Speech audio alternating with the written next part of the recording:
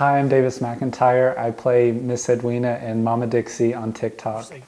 All right, now put it in reverse. Damn. You need to watch where you're going. You need to watch. Father, help us. Remember, I posted my first video, and then the next day in speech class, I checked TikTok, and I was up to like 16,000 likes the next day. And I was like, oh no. like I did. What in the hell? Hunter, come help your mother. My computer's frozen. No, that's not what I want. Get off me. I want to go to Pinterest. Okay. Well, first came Dixie Jewel, and I had this English teacher in high school my senior year named Miss Ransdell. And she was this larger than life, really not snippy and mean, but she would just be really quick to students, and she'd be, she'd send out these really big Southern sayings, and everybody'd be like, what are you talking about? But she was just so funny and like so nice to everybody, and I just love her, and I really wanted to base it on that. I always remembered like coming into class and Tracy wouldn't recognize some of her students, and she'd call them Sunshine or Love Bucket was something that she used a lot because she couldn't remember their names. And I don't know, I got to know her really well, and she's just like the quintessential Southern woman in my opinion. You know I'm not Willie off a pickle boat. I know what you're doing behind that locked door. Yes, unholy things. Well, I will be damned. Look who it is, Hunter. You remember Lenore. How are you, sweetheart? I got to college, and first semester in college, I was still trying to post these Dixie videos, and they just started to go down a little bit. Like the views and the likes, they wouldn't get as many as I used to be getting over the summer in high school. And so I decided to like take a step back and try something new. And I created Edwina one night, and that got like 500,000 likes the next day, and celebrities on TikTok commented on it. I was like, okay, so maybe I should take this and run with it. Hello there, my name is Mrs. Edwina.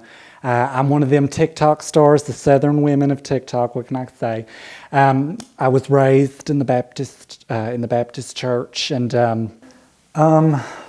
when I first started to create Edwina, I got a lot of people saying that I was being fat phobic and I was discriminating against larger people, and I'm not. I wasn't then, and I'm not now. I just think that everybody can relate to having an experience with a large Southern woman sitting at a front desk. Can I get you something, sugar? Okay, you need to like flip. Just give me 1 second, okay?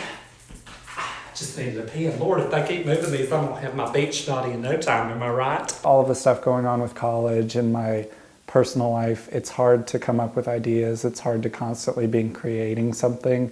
So I decided to take a little bit of a step back. You know, if you don't post on TikTok for a while, people start to unfollow you. That's normal. And I've lost like almost 1,000 followers in the past 2 months. And a lot of the time I'm just like, why am I even doing this? Like, why can't I just make a decision whether I'm going to stay or whether I'm just going to delete it altogether? I think that's the problem with social media, is that you do all this stuff and people assume these things about you, assume that you're popular, that you're fun and happy because you do funny things like this, and sometimes you're not.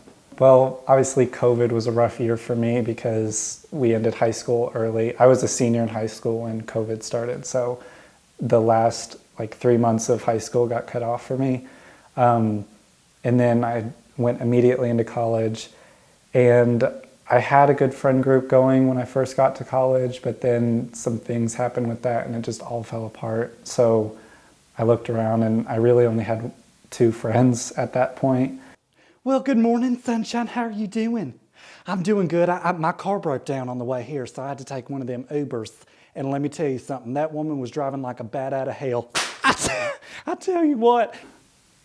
I was raised in a Christian home, and I was raised going to church, going to a Christian school, and those are values that I've always held to my heart, held on to.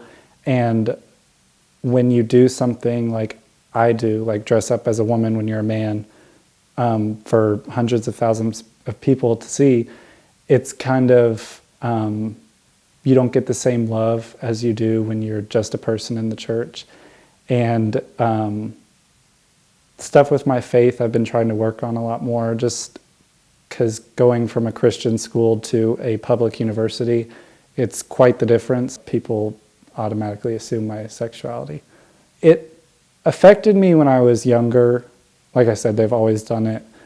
But as I've grown and as I've grown in my faith and my personality, I've always just kind of been able to block that out. And, you know, if people are making assumptions about you, that's not really your issue. Like, that's their problem, whatever they think of you. He did what? Oh, hell. Come over here and sit next to Mama. He broke up with you? Oh, hell no, I'm gonna whoop his ass. Shh, don't cry, baby. He couldn't tell his own ass from a hole in the ground. Oh. Your vids really do light up my life. I'm gonna start crying.